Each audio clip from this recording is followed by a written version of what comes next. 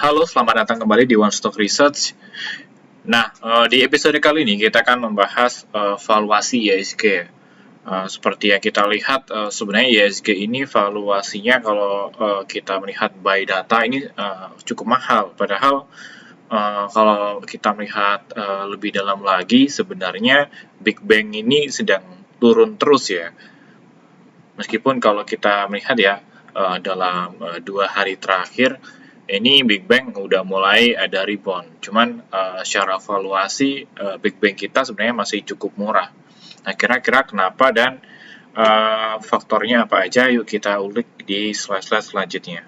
Nah, di sini kalau kita melihat bahwa IHSG sendiri, jika kita mengeluarkan 7 saham konglomerat ya, saham-saham konglo yang seperti yang kita tahu ada Brand, BRPT, TPIA, Cuan, AMMN, PANI, dan juga di SSA.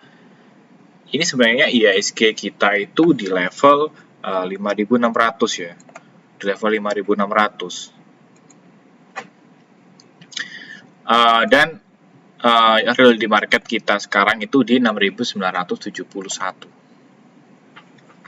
Ini kan ada gap yang cukup lebar ya, sekitar 19,5%.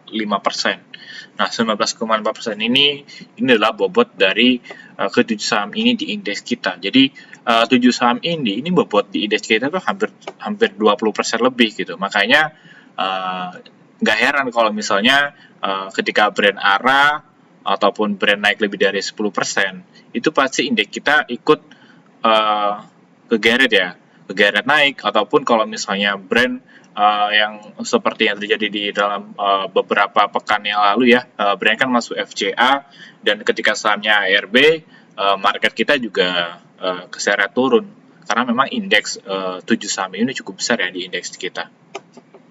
Nah, salah satu faktor ya kenapa IHSG ini dalam beberapa hari terakhir ini cukup koreksi cukup dalam. Nah, salah satu faktor utamanya itu adalah kurs rupiah. Kenaikan kurs rupiah ini terbalik dengan indeks ya. Biasanya ketika rupiah kita sedang melemah, itu biasanya market saham itu ikut turun. Nah, ini terjadi secara historical. Nah, kalau kita lihat dari data yang ada ya, ini dari tahun 2008. Nah, dari tahun 2008 sendiri kita lihat rupiah kita sempat kolaps ya. Ini awalnya 16%, terus minus 42,5%. Ini di tahun 2008 aja ya.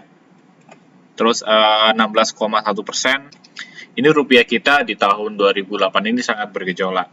Dan kita langsung loncat ya ke tahun 2020 yang terakhir sendiri. Nah, rupiah kita ini melemah sebesar 23,3%. Ini kan USD Stranger ya. Atau ketika dolar US ini sedang menguat. Nah, hal ini salah satu faktor yang menyebabkan market kita dalam beberapa minggu terakhir ini mengalami pelemahan.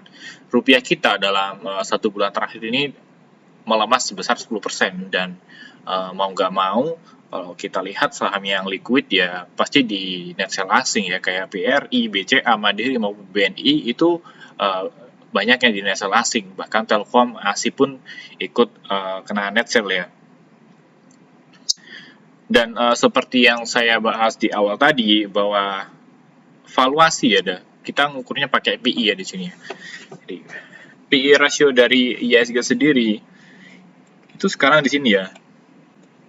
Nah, PI rasio IHSG sekarang itu di level 22 kali. Ini rasio yang menurut saya sangat tinggi ya untuk indeks seperti indeks IHSG ya. Karena seperti yang kita lihat ya pada waktu dulu sebelum ada 7 saham seperti Brand, TPIA, BRPT, PANI maupun di SSA, itu rata-rata PI dari IHSG sendiri itu di kisaran mungkin di level 10 sampai 15 kali lah.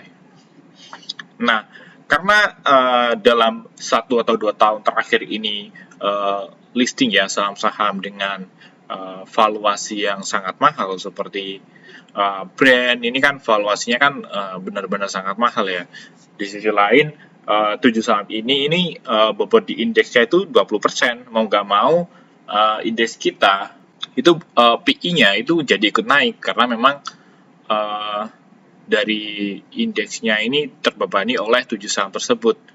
Nah, para investor asing atau para investor yang pengelola reksadana asing ya, nah itu biasanya itu melihat PI juga. Melihat PI apakah market Indonesia ini sedang murah atau sedang mahal. Nah, ketika investor asing atau manajer investasi asing ini melihat PI kita ini di level 22 kali ya, mau nggak mau sih mereka bakal keluar ya, karena mereka melihat bahwa market kita ini udah kemahalan. Dan kalau kita lihat di sini, kita pakai tolak ukur LQ45 maupun IDX 30 ya. Ini sebenarnya PI saham-saham yang ada di LQ45 maupun di IDX 30 ini levelnya udah sangat murah. Ini kalau kita lihat mungkin di kisaran 12 ya, 12 sampai 13 kali. Ini kan masih di atas 10 kali dan di bawah 14 kali.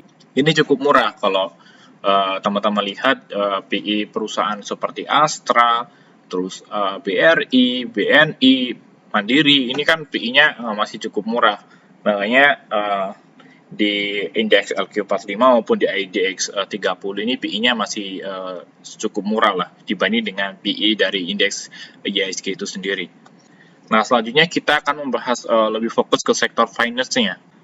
Kalau kita melihat dia IHSG sendiri, ini chart dari IHSG yang orange ya. Nah, IHSG sendiri ini chartnya emang digendong ya, digendong oleh 7 saham tadi. Nah, akhirnya apa?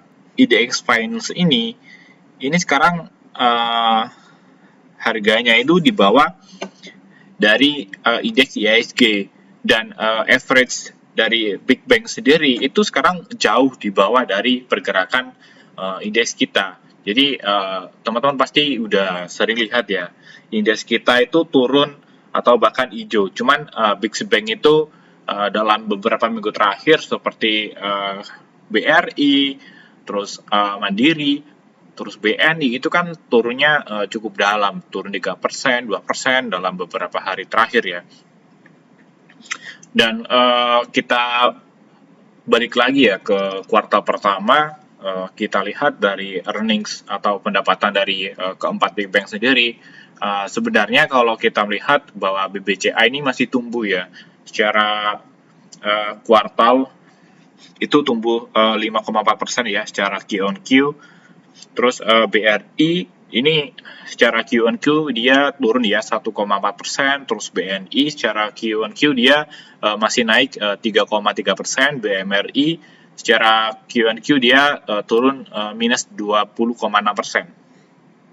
Dan secara total ya, secara average Big Bang sendiri itu dalam kuartal kemarin ya, di laporan kuartal yang pertama kemarin itu average-nya itu minus 3,3%.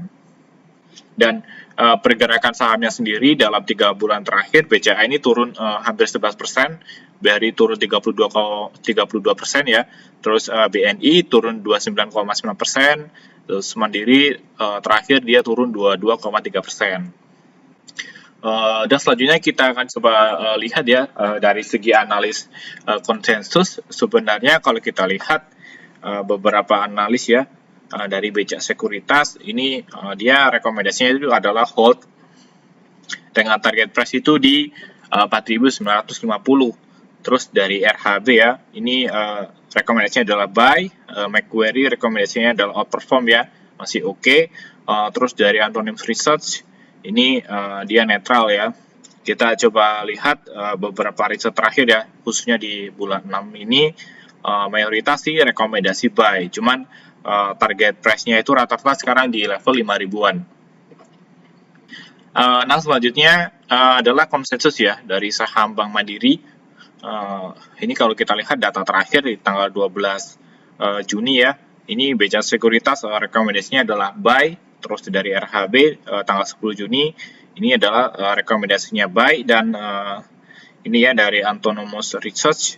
Dia ini pada tanggal 6, dari tanggal 7 Juni ini rekomendasinya adalah buy dengan target price di 7.650, yang RHB tadi di 8.160, terus dari BCA itu adalah 7.250 ya, dari BCA Sekuritas.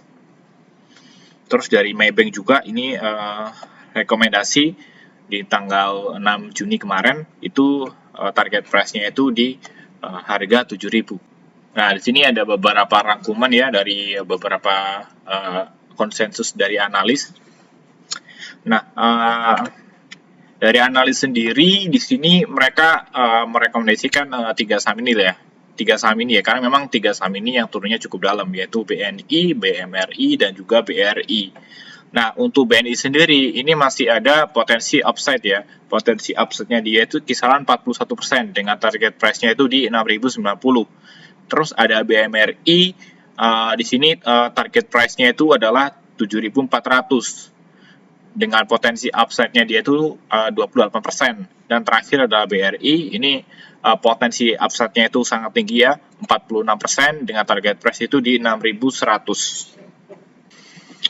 Oke, mungkin itu aja ya dari saya, dari One Stock Research. Sampai jumpa di next episode.